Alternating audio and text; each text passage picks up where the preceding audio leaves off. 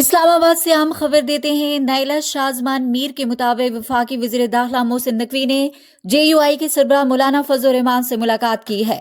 وزیر داخلہ محسن نقوی مولانا فضل الرحمان کی رہائش گاہ پہنچے، جہاں دونوں رہنماؤں کے درمیان باہمی دلچسپی کے امور اور ملک کی مجموعی صورتحال پر تبادلہ خیال کیا گیا۔